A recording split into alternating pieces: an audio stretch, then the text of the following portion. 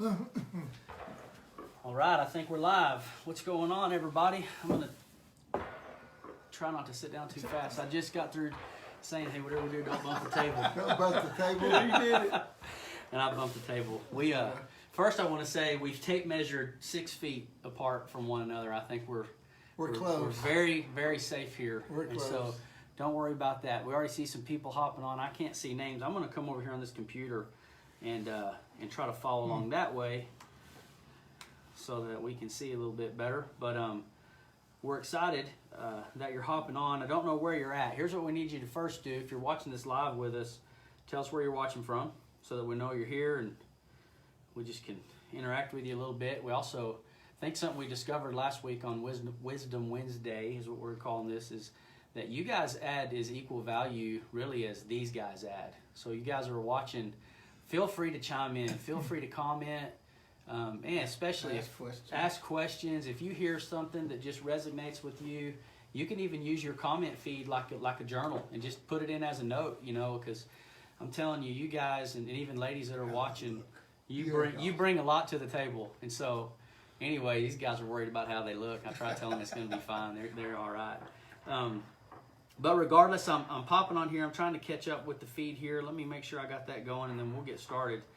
This is going to be awesome. We've got Jeff Smith, and he'll tell you more about himself. Randy's going to dive in here in just a second. This is Wisdom Wednesday, and topic tonight is addiction. So we're excited that this can get real and raw, and this is going to be good. That's probably what you came for. So anyhow, let us one more shot. Reminder, let me know where you're watching from. We got Chris is over at the Sockwell's house, the Flemings. Melissa Key is on, and I'll let you guys know as other people pop on. Sure. If you catch this on a replay and you're not watching this live, that's totally fine. Just type the word replay in the comments, and we're off and running. You got it. Yep. All right. Hey, thanks everybody for jumping in our second one. So we're obviously all rookies here, and Jeff and I were kind of worried about the way we look, because we're with this young guy that's got, it was awesome. It's great. I covered him Beautiful. So as I said last week, the Wisdom Wednesday title is not something that I came up with. I can tell you for sure. And you got Jeff and I, so those of you that known us for a long time, that's kind of funny. So. Any rate, but maybe the Holy Spirit will give us something that'll be good, that'll be helpful to you guys. So we are going to talk a little bit about addictions. Jeff's got a lot of great stuff I think he'll want to share with you guys. First thing, Jeff, just tell the guys a little bit about yourself and a little bit before now and then what you're doing today, and then just jump right into your kind of part of your story, and then we'll just take it from there. So go for it, bub. Yeah. Okay. Glad to be with you guys. I'm not a Facebooker, so I haven't even ever watched one of these things even happen. So this is really new to me. You're doing it. I bet there's none of my guys on this because I told them I'd be on here wearing my Speedo, and so they said, well, we won't be on there. So Rodney Ritter's here. Double R. So anyway, I come from a background of a lot of drug and alcohol use, for sure. Lots of years of it. I grew up over in Baird, as a matter of fact, with Coach Conley. I was Coach Conley's first gig coming out of college. I was in junior high. And so he watched me go through all that. And I definitely went through it. Our family my parents got divorced when I was 14, and I'd already been indulging in some drugs and alcohol, and so whenever they did, it just became kind of a free-for-all, and lots of alcohol in our family to start with. So anyway, it led me into a lifestyle of drugs and alcohol, and I quit school at 15 years old, went to work, got a job as a welder's helper, and stayed in that industry for 32 plus years.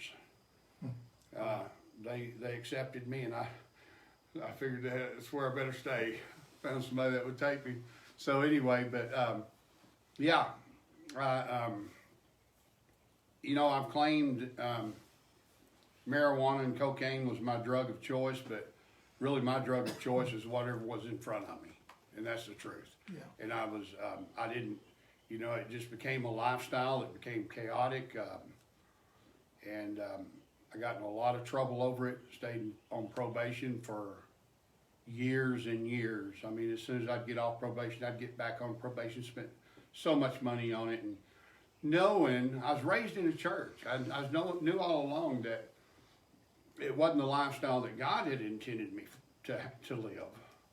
But I was also raised in a church that helped me to believe that you could go too far, and that God wouldn't put up with you no more. And that's the truth. That's exactly the way what I was taught, and that's what I believed. And so I had gone too far, and I felt like, so there wasn't no turning back. And there was a lot of times whenever I wanted to turn back, but I didn't know how, and didn't think I could. And so I just kept on going, and I figured I'd bought my ticket to hell, and I was just accepting that. So anyway, lots of bad things happened in a 30-year drug addiction. And I came back to Abilene for a Mother's Day celebration in 2003 after my dad had died. And I met up with a girl. I'd stayed single. I got divorced and stayed single for 19 years, so I was a pretty professional bachelor. I was professional at it. I was very good at it. I ate a lot of Spam and Vienna sausage and liked it. And still do. Is Vienna sausage different from Vienna sausage? Let me tell you about Vienna sausage. Here we go. They made their first batch in 1941. With this Corona thing, and everybody not having much money, they said that they're thinking about making their second batch. So anyway, yeah, that was freebie. That was a freebie. Anyway, yeah, I stayed in that addiction for a long time. Came back to Abilene to visit Mom, and wound up running into my old junior high sweetheart. Oh, wow. So see, I never made it to high school. So it was my junior high sweetheart, and she was divorced, and so we started seeing each other, and lots of drugs and alcohol going on there, but she was going to church, and I hadn't been to church in, honestly, a long, long time. I mean, I couldn't tell you. Lots of funerals. I went to a lot of funerals. Very few weddings, but I went to a lot of funerals. Yeah. And but she was going to Beltway, and so I started going to Beltway, and I'd hide up in the rafters and go and just try to impress her, and we wound up getting married. We got married, and our marriage started falling apart pretty quick because of the drugs and alcohol. So this is what year? You know what, man? I hope Nadine's not watching. I came back to Abilene in 2003. I believe we got married in 2005. I think that's right. We'll try to help the boy, Lidine. Yeah. She didn't understand. Well, you know what? We've been married long enough that both of us 2 years ago forgot that it was our wedding anniversary on our wedding anniversary day. So, Okay, you're good. Yeah, so she's in the same boat I'm in. But anyway, we would go to church, and I'd hide in the rafters, and every week it was like, that pastor is reading my mail. Oh, yeah. He was hearing things. And then one day they talked about this thing called Celebrate Recovery. Oh. And I said, there's no way I could go up there and tell those church people what I'm doing. I thought I was hiding it pretty well. Anyway, our marriage falling apart. Ladine went to the church and talked to a pastor on call. Actually, she talked to Than. Than sent her to Sherry Salzgaber. Sherry talked to her and told her that we needed to get into Celebrate Recovery, and I told her she was crazier. So, you know what? I wound up going. I wound up going. And Yes, you did. And Carl McQueen will tell you I lied like a rug for about a month. I'd sit in there and I would tell him there's nothing wrong with me. I'm here to support my wife. She was in another room. So, Wow. but Oh, anyhow, my goodness. yeah. But that's where it all started, and I started hearing some things in those rooms, and I've been going to mandatory AA and NA for years because of my probations. I mean, I've been busted 4 times for marijuana, 1 time for a controlled substance, and 4 DWIs. Never had a felony charge on me. Spent lots and lots of money. I mean, the last one was 10 grand to the lawyer right up front, and then I had to pay more than that. I mean, Yeah. but it was always spent lots of money on it all, but never had a felony charge on me. And but anyway, we got into Celebrate Recovery, and the very first boot camp. I want to talk about that for a minute Go for Yeah. it. because we had. How long ago was that? 13 years ago? That'd be 11 years ago. 11. Was it 11 or 12? It's 2009 was the first Okay. one. Okay. So we had been going to Celebrate Recovery and got clean and sober and really had to expose ourselves. And I didn't expose myself to a whole lot of people at first, but in fact, the first time I ever did my testimony was about 1 year clean. I had about 1 year clean in Celebrate Recovery. Carl McQueen took me and put me in his pocket. And it was a good thing. And I'll tell you what, there wasn't very many people that could do that but Carl. Yeah. But he did it. He put me in his pocket, and we went through a very intense, in-depth step study. After we had been clean, it was me and some heroin addicts. I mean, it was a pretty rough group, and there was 7 of us. They talked about this thing called boot camp that was coming up, and Carl didn't know nothing about it either. He gave us all the book, Yeah, Johnny Elder's Wild at Heart. Right. So we all read the book and said, sounds okay. So we all went as a group. Of course, that I year remember. Carl had a talk, and he let's see, it was Pink Floyd, The Wall. He showed that video. He and did. It was He pretty actually hardcore. did. He did actually show that. Yeah, but he had told me going in to, what was the talk he did? Was it the Father's one? His talk was on woundings, on our Okay. wounds. Yeah. Yeah. But he told me there was a part of my testimony that he wanted me to do, and he showed me what he wanted me to say. Yeah. So I got up on the stage and I looked out there, and there was, at that time, that was when it was small. It was about 200 men, 200 guys. and but man, it looked like 10,000 men, and there was all these church people. Let me back up. When we got there, we didn't even get to take the buses. They all took buses. Everybody was in buses. They put us in a van, or I don't know if they put us in one, but we took a van. Carl drove, and it was all of us, and they nicknamed it the Druggy Buggy. So we got in there, and but I never will forget when we pulled up out there in that parking lot, looking out there in Rio Vista, all those men out there. What are we doing? Yeah. Why are we here? Look at all these guys, and they look different than we did. It seemed like. So I remember looking and seeing that and thinking, man, we are out of place. And but then we got into the session. The first couple of sessions were really, really good. I mean, I was getting a lot out of them. And we would go out in our fire team, and in our fire team, I remember saying this in our fire team. I said, man, I just don't feel like we belong here. And everybody agreed with me. And Carl said, well, that's the enemy. He kept telling us, y'all have got to understand that there's the enemy. He said, our spiritual walk wasn't very strong at that time. Right. I understand. So, Yeah. so it was we were getting beat up pretty bad. Then it come time for Carl's talk. And Carl was our hero. Yeah.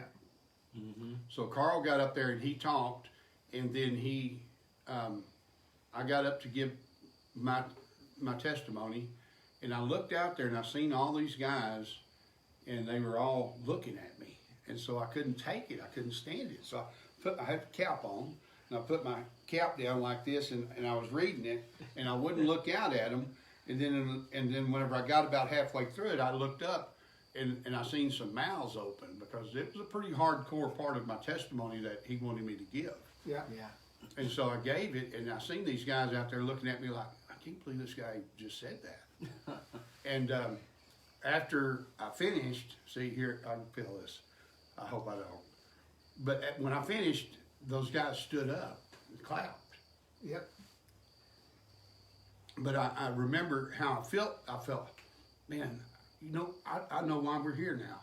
And I remember getting in our fire team after that in our session, and I told those guys, I said, you know what? I believe we're a step ahead of these guys. I said, I think we've cleaned house. We've shared our inventory with each other, and we're exposed. We're raw. Yeah. No, And that's I right. feel like that there's some guys here that can gain from us. Absolutely, and they did. And they did, and I got it. That was the moment that I started understanding. And then Sherry cornered me not long after that, cornered me at Celebrate Recovery and asked me, she said, I want you to know that there's more, God has more for you than recovery. Yeah. I said, man, I'm good. I'm coming to church. I found a group of people I can come in, and I'm actually part of the team. I said, I'm in good shape. She said, God's got more for you. And she talked me right into going to Freedom in Christ class. That's awesome. And I went, and man, things have just been Yeah. fantastic since. I mean, I started building a relationship with Jesus, and that was the key. All those years of going to AA, and man, I'm not knocking AA and NA and AA, either one. I'm not knocking them. They didn't work for me because I didn't allow it to work. Right. I was going for court order stuff. Yeah. And I would go in there, but That makes sense. But it wasn't. I wasn't getting the Jesus effect out of it, And when I got into Celebrate Recovery, and we learned the biblical principles attached to the same steps that you go through at AA and NA. Started to click. It started to click. Yeah. It started understanding. It started making sense, and so I really understood it. And then when we finally got into step 12 in our in-depth step study, nobody had to tell me that I had to give it away. The crust of that step is you can't keep it unless you give it away. And so I wanted to give it away. I wanted people to understand, I'd walked through this and through this addiction, and Jesus freed me from it. And he definitely did. There's just so much to that testimony. It's so, it's like I've said before, when God speaks to you, when he really comes through for you, you never forget it. That's right. Yep. It stays with you. It's ingrained in your spirit forever. And there's so many things that, just sitting here telling all this, I know I'm leaving out a whole bunch of stuff, but it's okay, because but the basis of it is that Jesus freed me from that addiction. And Yeah. I do not have any. I have no desire. He changed the desires in my heart, and that's what I have. I have the true desires of my heart now, instead of those counterfeit desires that I had for so many years. Wow.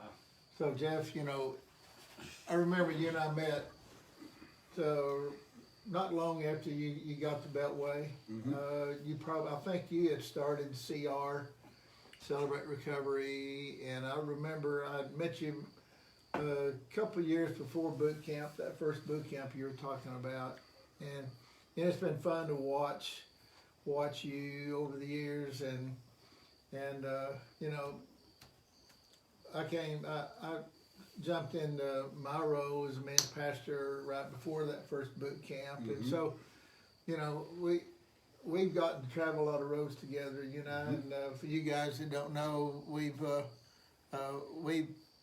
have been friends now, more than friends, for the last several years. Jeff's been on my vision team for many years, and it's just been an awesome relationship I've had. Amen. You've given lots of testimony. I've sent countless men to you over the years to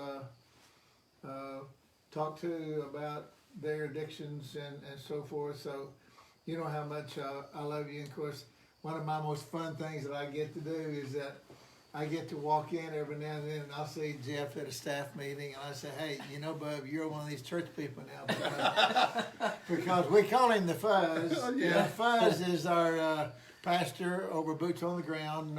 You guys out there, most of you will know that. So here's what I want to ask you though. So we're in a really weird time.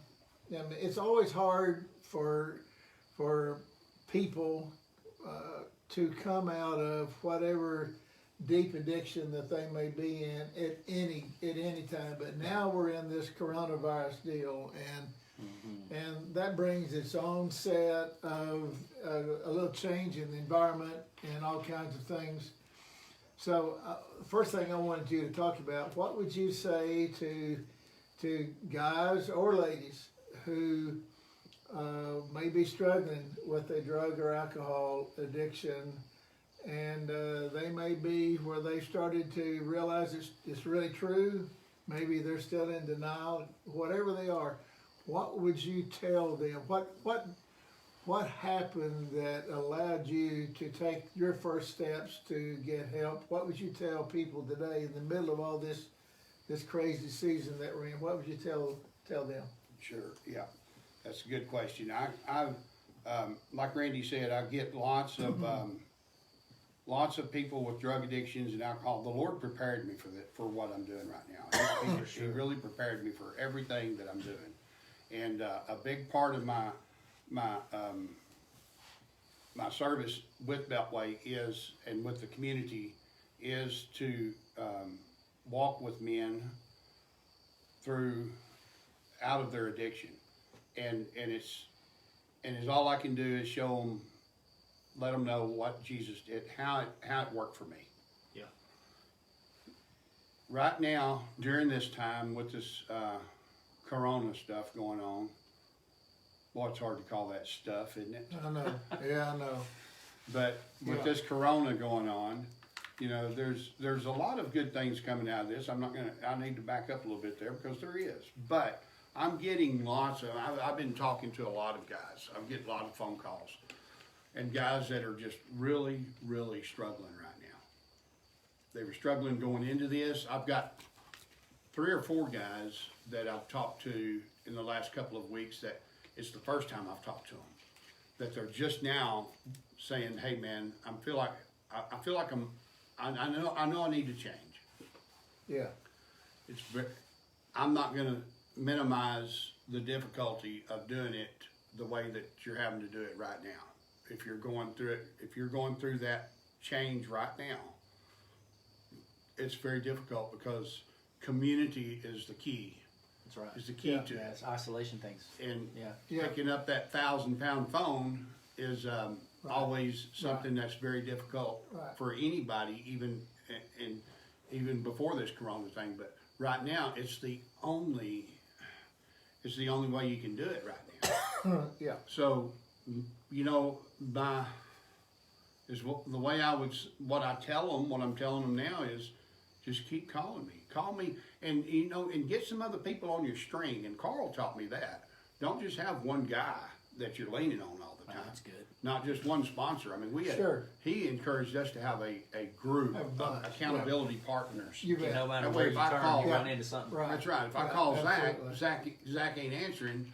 Well, my problem hadn't gone away. That's right. So I can call Randy, and if Randy ain't answering, I can call Heffy or somebody else. Sure. That's really good. You've got other people that you Yeah. can call, and because you know we're all busy. But right now is a difficult time, no doubt about it. And but you know here's the crazy thing right now. A lot of people are out of work and this and that and other, but the alcohol sales has skyrocketed Right now. Yeah. That's true. And it has skyrocketed because it's a counterfeit emotion changer. You know, if I'm bummed out, man, I can get happy right quick. Yeah. You know how to do that. It's all false. But yeah, it's false. It is false. I mean, because I've learned that the cheaper and easier, the free way of doing that is leaning on Jesus. Yeah. And calling on Him, and He Right. will change. He will help you through that moment, no matter what it is. He will help you through it. And so, but I love walking with men through this. And there's probably some guys that's listening to this right now that'll vouch for this. I'm not the easiest person to walk with through it, because if I see that I'm wanting it for you more than you're wanting it for yourself, out of your way You bet. and get out of your lane and let you pass. Yeah. But That's good. I'm not codependent, and in fact, I'm probably the furthest thing from a codependent. But I will walk with men if I know that they're willing to walk through this stuff. I'm ready to walk with you through it. But we're going to walk with Jesus, and I'm going to show you how to do that. And it's really, you know, something. One of the hardest things to do is to AA and NA is not so difficult because it's not Christ centered. You know, it's a God of your understanding. But to do it in a Christ centered environment is, man, it just makes all the sense in the world. It's all the difference. Yeah. It makes all the difference. It has made it. I've seen it not just for me, but for many other people that weren't church people. Well, and I know, Jeff, this is, you know, it's most of the people that are out there right now that are struggling with addictions of whatever kind. And I remember back in my world, is that it was just. I think that everybody's heard about that you're supposed to go to Jesus if you got problems, if you got an addiction of some sort, and that's become an answer that so many people have heard about. But how did you really learn the truth of that? Because it's one thing to talk about it. It's one thing to even act like that you believe that Jesus is the key. But what was the real? What made you know Jesus is the absolute real deal? Good, that's good. You know, one night I'd left. I'd go straight from work to Celebrate Recovery, and I still wasn't sold out on this stuff, and I wasn't sold out on. I mean, I knew who Jesus was to an extent. I mean, to the best I was taught. But I remember one night I stopped in the parking lot because I heard some things in that room. I didn't do much talking in that room. Believe it or not, I didn't talk. I listened. Because if I talked, I would just lie. So I seen that wasn't doing me any good, and it wasn't doing anybody else, and nobody was believing me anyway. So I would just listen, and I would pass up my opportunity, and I'd listen to other guys. And I kept hearing that same thing, you know, give it to Jesus, give it to Jesus. All these guys that had walked through what I was walking through. I mean, our room was big. I mean, we had like 25 guys in that room, which was a huge room for a small group. So I'd hear those guys saying that, and I thought, there's got to be some truth in that. There's got to be. There's just too many of them. Corky DeMitt was one of them. Yeah. I love Corky. Corky's on here. But I had Corky, he'll vouch, he'll remember this.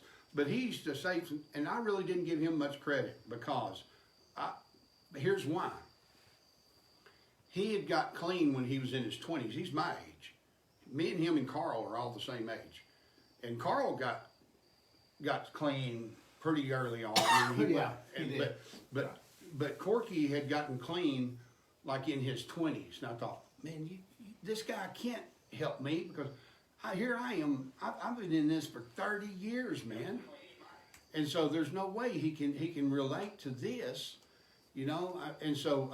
But anyway, I heard some things in that room that night, and I got out in that parking lot and I stopped. I almost made it out to the highway and I stopped, and I put it in park, and I said, Jesus, if you are real, and I know this sounds cliche, and I've heard other people say some things that are similar to this, but it happened to this guy right here.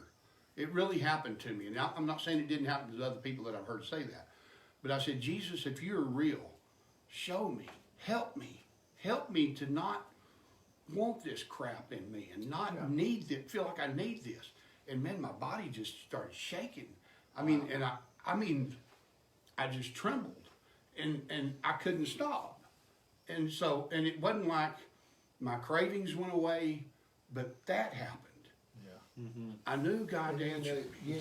I knew He was answering me. You tasted it. So that was it, Randy. Yeah. That was whenever I said, and I got home. My wife will tell you, I got home and I was crying like a little boy. I told her, I said, God talked to me. Yeah. She said, what did He say? I said, He didn't say nothing. I said, He just shook me. He let me know that He heard me. Right. And that was it. That was it right there. Yeah. That month and a half, 2 months, whatever it was that I was going to Celebrate Recovery, I was still using. Yeah. But after that night, I didn't use no more. Yeah. I did not use anymore, and it was hell. And that's It was hell not to. I mean, it was very, very tough. The enemy was on me.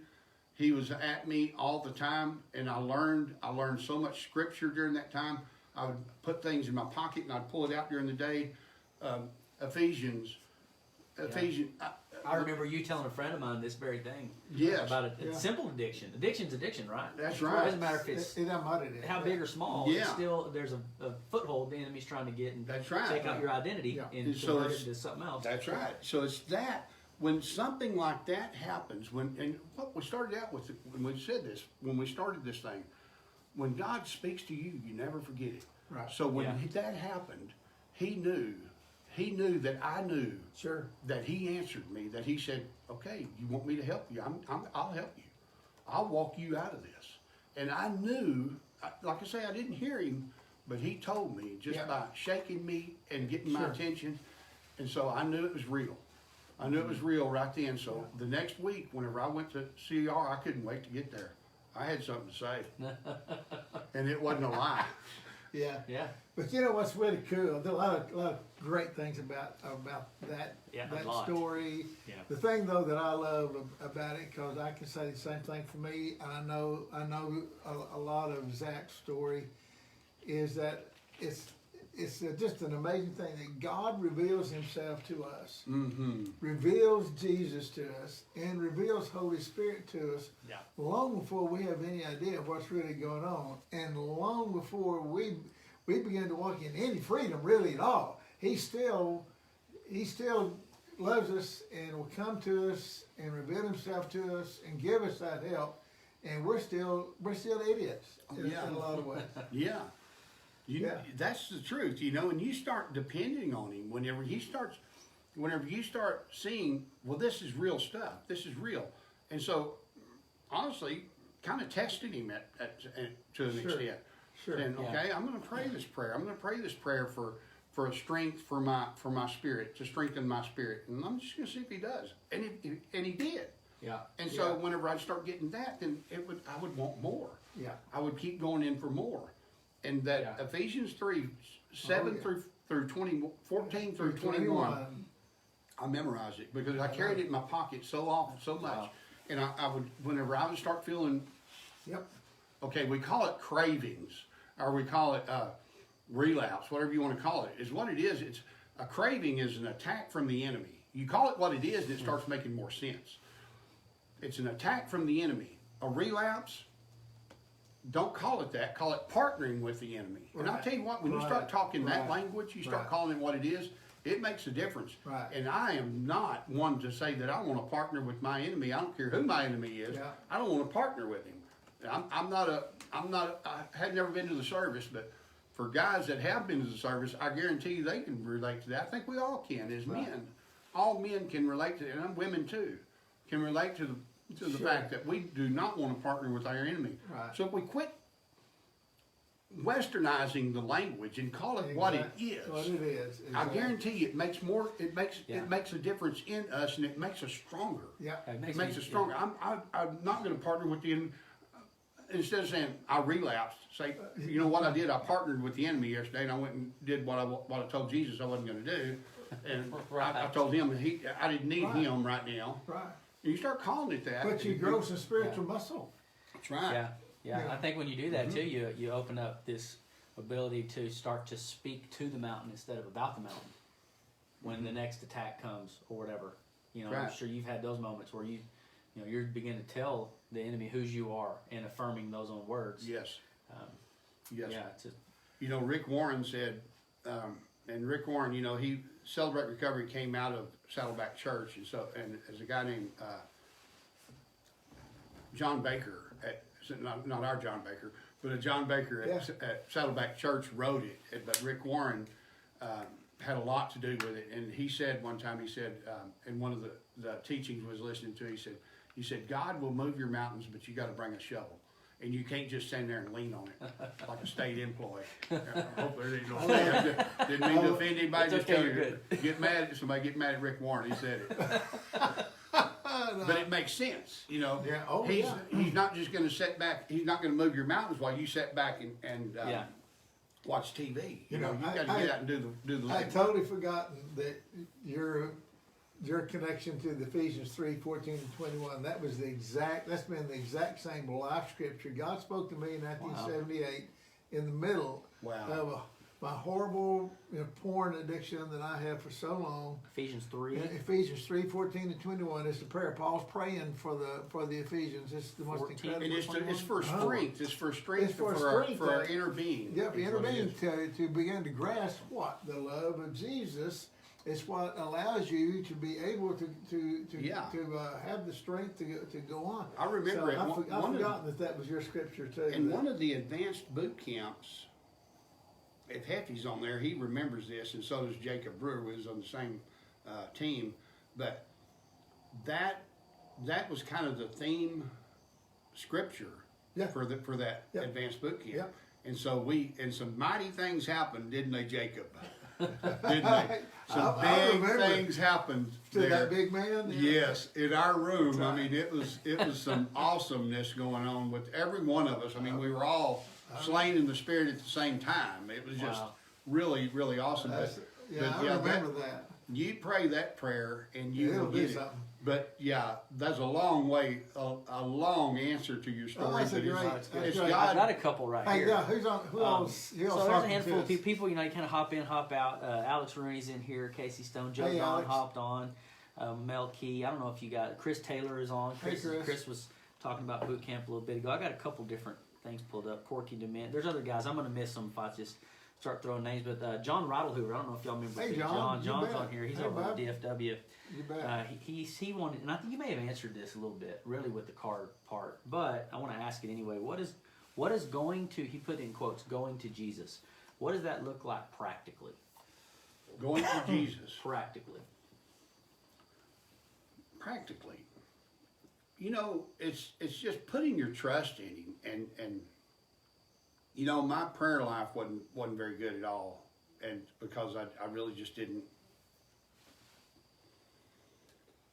have a relationship with Jesus. But now that I've got one and I've seen him, to go into him practically, I'm trying to understand this. In your day to day, like tomorrow, you probably are going to talk to Jesus at some point in the day. I think the biggest thing for me, I'll put it for me. In John 14, verse 15, Jesus said, this is red letters, if you truly love me, you will keep my commands. Okay, so understanding that, and then you go on down into that passage, and then it says, if you don't keep my commands, you don't truly love me. And that has really always stuck with me, and knowing that. So to be able to do that and to show him that I truly love him, I need to know what his commands are. Exactly. And so studying those commands and knowing what his commands are, knowing what makes him, what I want to do, what pleases Jesus. Okay, when my butt's falling off, if I'm having, and it happens, I mean, just yesterday I had a horrible spiritual attack from the enemy, and it was through these things, electronic devices, what we're Oh, yeah. depending on so much right now. Yeah. Every electronic, I had my one today. garage door Working. was malfunctioning.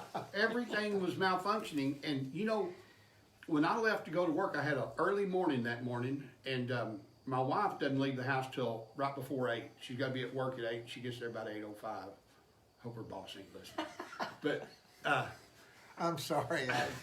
she said that whenever the garage door messed up on her to shut, and so it wouldn't do it. She said, and she knew all the stuff I was going through with my phone, with my laptop. Everything was messing up. My access to the warehouse, everything was messing up. messed up. Wow. So she said, she texted me and told me, she said, I realize that this is a spiritual attack, that the enemy is attacking us. And I had already thought this, but I was too busy and didn't take it to Jesus. But she did. Thank God, I've got a good wife, a spiritual, Amen. Yeah. a wife that Yeah. has got a good relationship with Jesus. You bet. And she did. And she said, so I rebuked him in the name of Jesus. She said, and that door shut. Really? She, I know it's true. Oh, But yeah. So when you start doing these, you start seeing these things, you start trusting. Ooh, I got chill bumps, man. I know. Whenever you know, when you ask Jesus to do something and you expect him to do it and he does it, Yep. man, I'm going to lean on him more. Yeah. My next struggle, That's great. I'm coming to you, Jesus. I can't. That bottle didn't do it, and neither did that line of cocaine. You know, is all that does is drag up more shame, condemnation, and everything else. The enemy to drag you through the ringer some more. Yeah. So yeah, remembering those things that Jesus does for us. But when he does something, remember it, and don't let it blow over our heads and forget about it and move on to and then go into the next battle and not call on him. Remember what he did in the battle before, and then lean on him again and watch him. Yeah. Well, I know one of the commands is just loving people, and I know that, Fuzzy, you do that.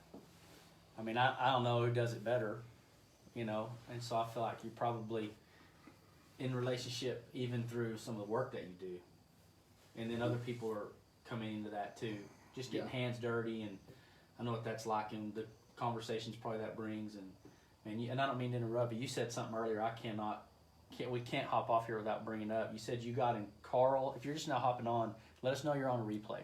Or I'm sorry, that's your live. Let us know if you just hopped on. Let us know where you're watching from. If you're catching this later, type in replay.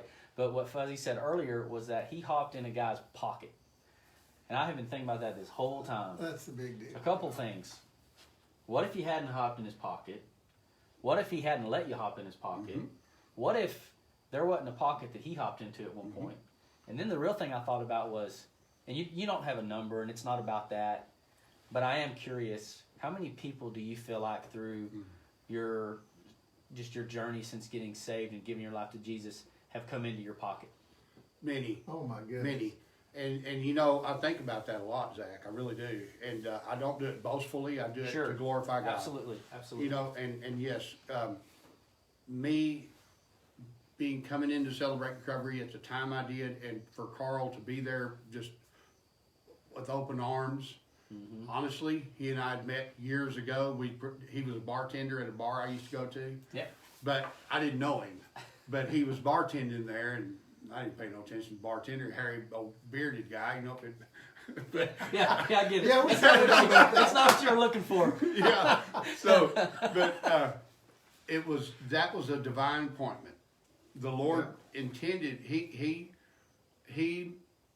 set that up. That was all set up by God. Jesus knew that I was going to be struggling. He put me in those places. He put me in Carl's path. Yeah. Isn't it funny how when you it's almost like a good movie that you see and it comes to the end and all the movie comes together and then you think back how all that was happening. Mm-hmm. I think you have a lot of that in your story. I think we all do. Sure. You look back and you say, wow, I can't believe it. And it's almost like he just connects all these dots for us and just really reminds you that he was there. You know, it's not him that wasn't there. It was you that wasn't open, or like what I've listened to you describe is really just surrender. That's exactly what it is. Just Submit. Yeah. Submit yourself to God. Resist the enemy, and he will flee. You got to do the first part of That's that. Right. It's the prerequisite to the second. So many people, I've seen this so many times, just commanding the devil where to go and getting beneath me and even rebuking, but not submitting to God first. It's a whole different deal. And I think the devil's just over there just laughing at you, and going, "Man, listen to you, buddy. You got." And I mean, you just. I'll tell you, Carl will tell you this. Today, we're still really good friends, and today, he. And I'm not saying this boastfully, but he leans on me a lot now. Yeah. We lean on each other. That's the way it works. Yeah. We lean on each other. The way it works. And it's, you know, it's just phenomenal how it's exactly how it works. But yeah, he was there at the right time for me. That's for sure. And so was Corky. I'm really glad Corky's on here because he was there too, and he went through all that stuff. He was at that boot camp, that first boot camp with us. Oh yeah. And so. But yeah, I can't imagine how many guys have been in your pocket. I know I've sent you probably a couple hundred. Oh yeah. And then how many of those guys? Oh yeah. Now they got now they got guys that are in their pockets that it's just an amazing thing. Before we have to jump off, you got anything else on there that anybody? Some have hopped. It's just kind of bouncing around. There was a good family question. I think this is a good one. Bo Sessom says, sorry, my take it to Jesus is just that. When I encounter an issue of any kind, I actually take it to Jesus and ponder his take on it. So Yeah. he's looking for a perspective. Yeah. I have to lean on him and not on my own good. power. Yeah, I'm telling you, you guys that are commenting, you bring as much value That's to right. this. Even if you watch, you could be watching this Saturday afternoon at 2:00, and you put a thought in here, guys. I'm telling you, you have no It's idea helpful. what your words It's may really do for helpful. somebody. Yeah. You know, I mean, just exactly what you just said. You know, the guy that really walked Fuzzy through his storm now leans on him too. I mean, that's what this is. It's like a huddle. Iron You're sharpens just- iron. That's right, man. Yeah. So yeah. So I don't want to leave out those. Those are very valuable. Jamie Calvary's on here. Mel asked a good question. I think would be a good one to kind of wrap up with. Is Okay, go. family. How do you encourage family members contending for those struggling with addiction? So I know family's tough. Sometimes family can be the hardest. Yeah, well, How about you? yeah, it's see, there's a fine line with codependency. Enabling is really easy to do with It's family. really easy to It's do. really easy.